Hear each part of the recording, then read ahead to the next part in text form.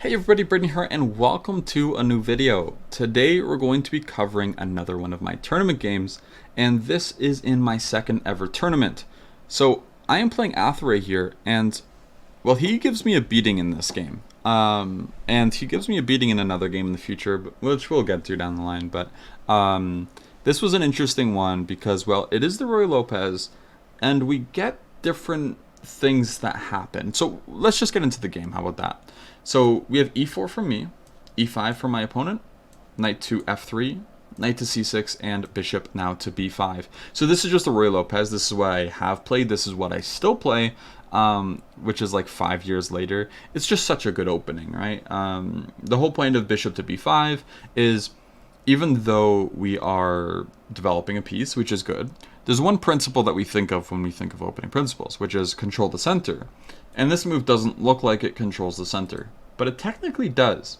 If we look at it from the idea of influencing the center instead of direct control, we are threatening to weaken our opponent's control of the center here. Of course, taking on c6, we don't actually win the e5 pawn. For example, a6.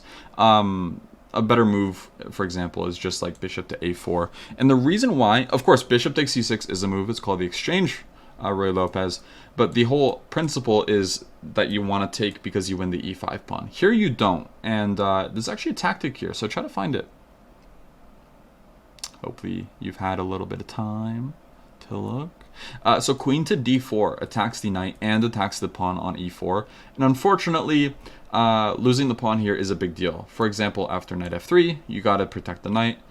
Queen takes e4, and let's say queen e2. Because do you want to play king f1 with queens on the board? Probably not. After queen to e2, black can actually happily trade here and is considerably better. Mainly because, well, black has castling rights, and normally we can look at this kind of like a Berlin endgame. Black has castling rights, though, and the bishop pair and an ending. I would say black stands slightly better here.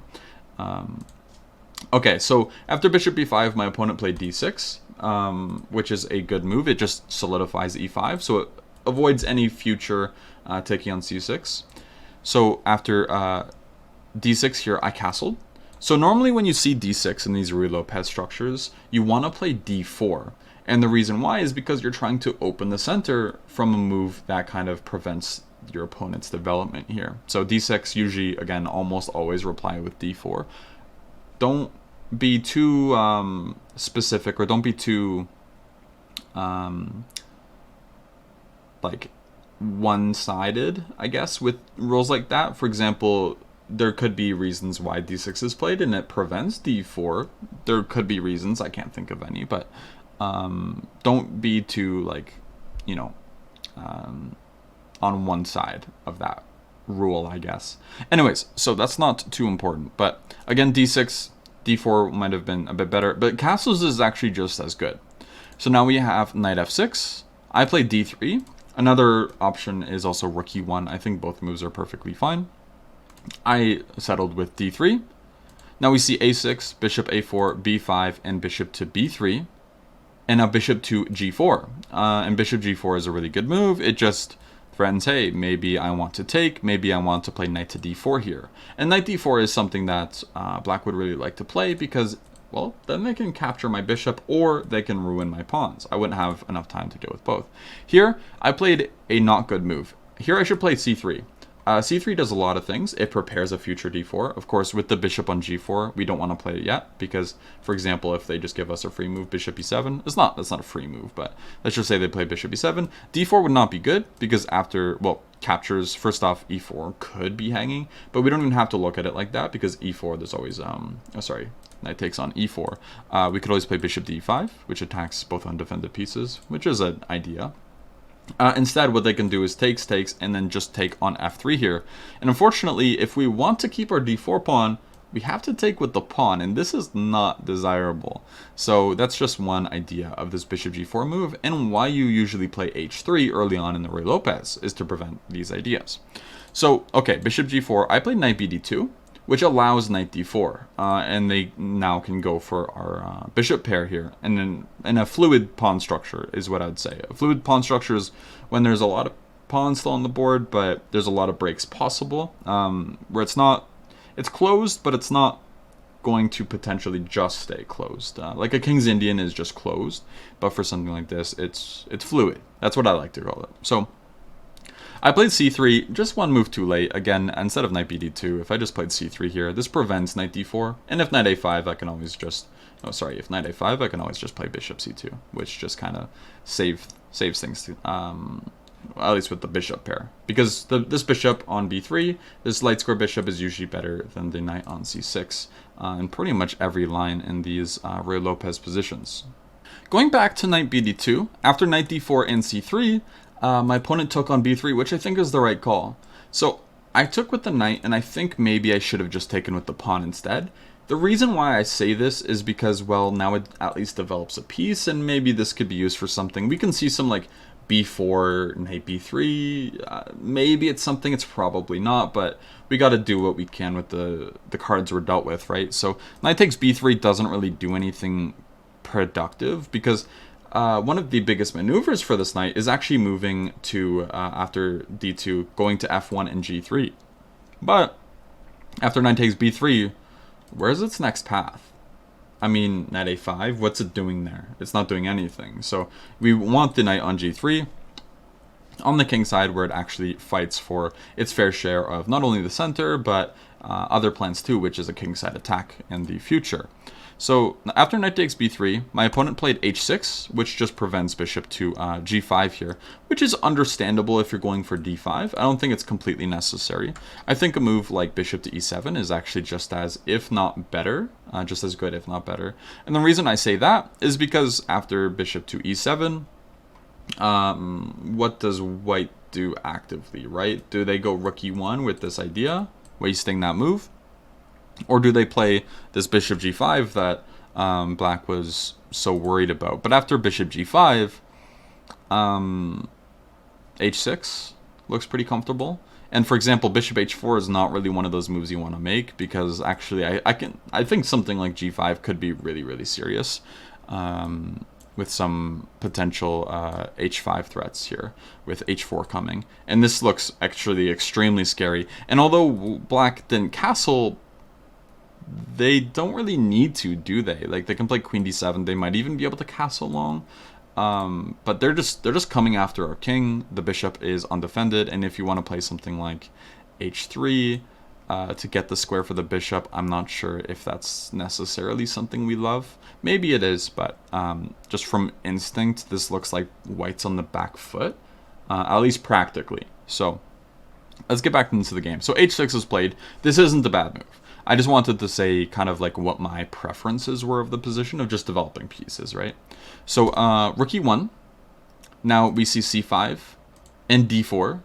Bishop takes f3.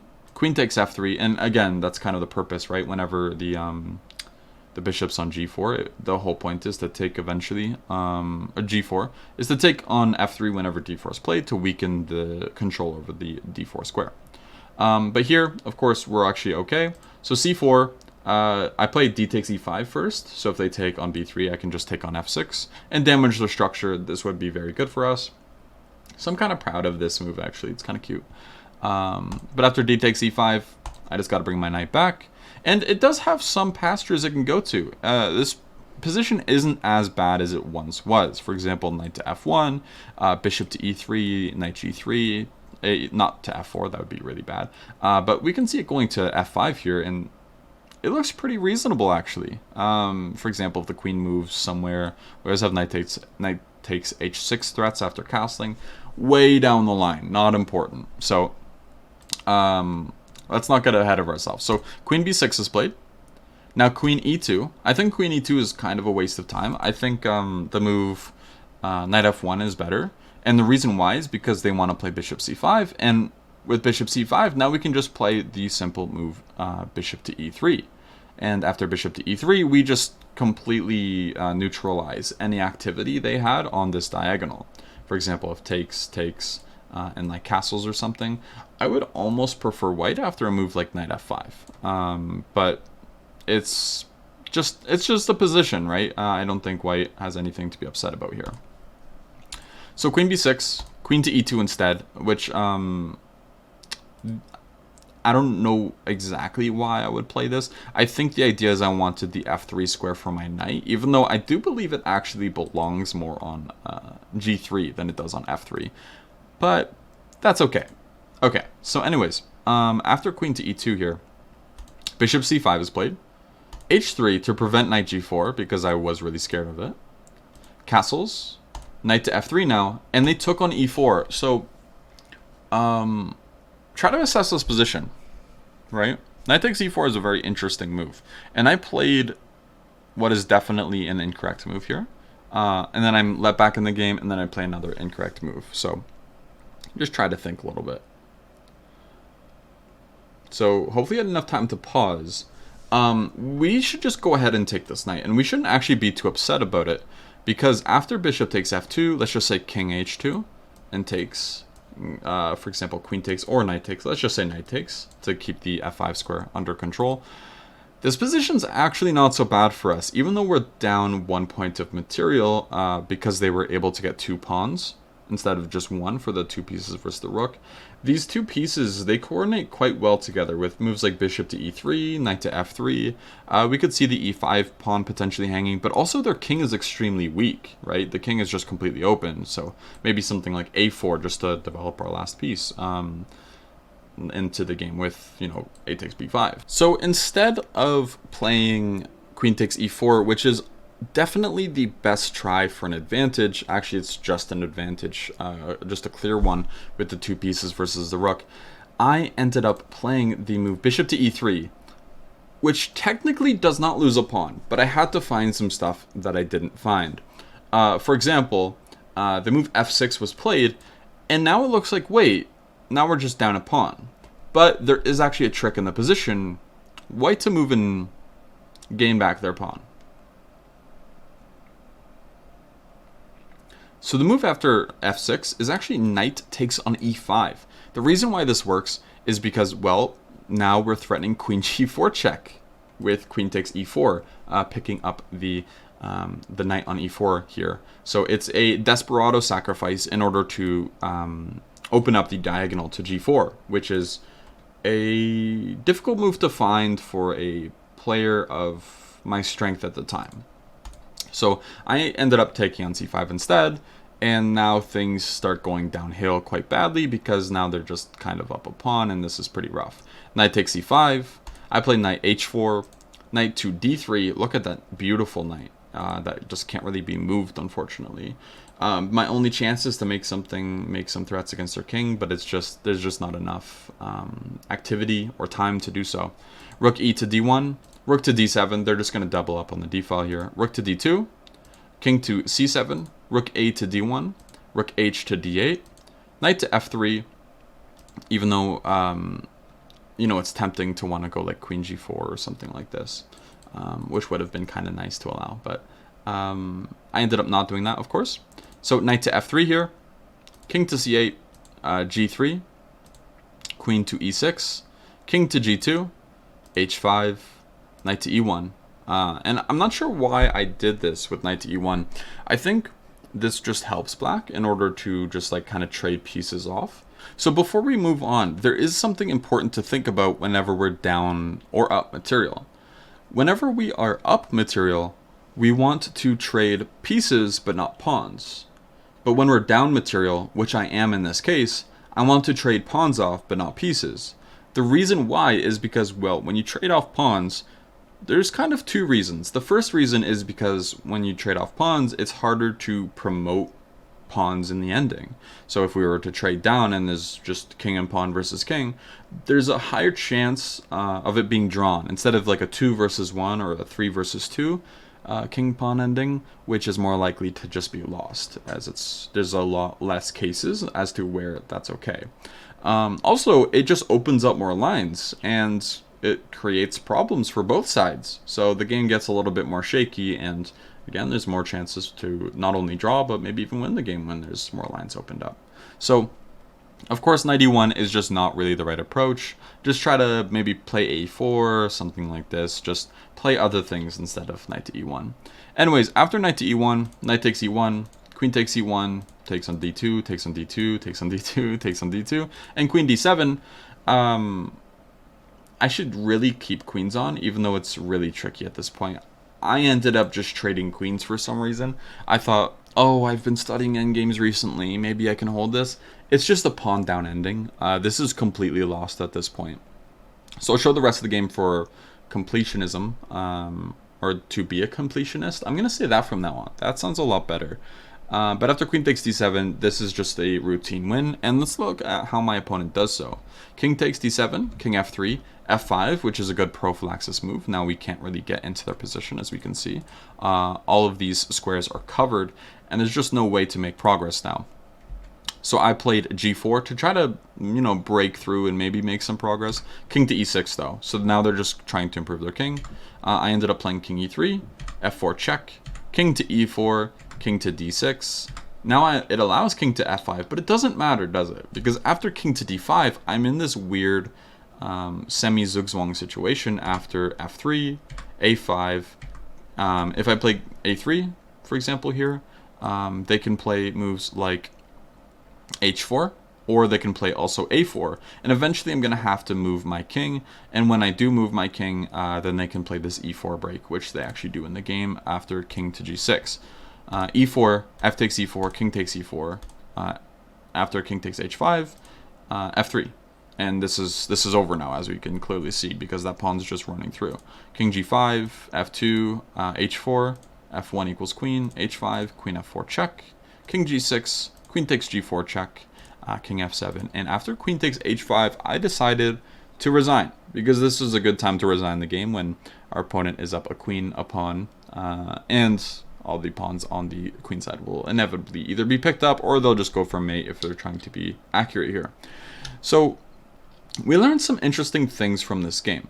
And I think most of it actually has to do around here, which was not playing c3 in time. This is where the issues started happening. Knight bd2, although a nice move to make because it develops pieces, we should play c3 instead, because after c3, which does its own thing too, which controls the b4 and d4 square, most importantly d4, it also, again, lets the bishop tuck back to c2 if knight a5, and there's just no more knight d4, which is probably one of the biggest things. But again, if we go forward and keep going, let's just skip through a little bit, get to the position.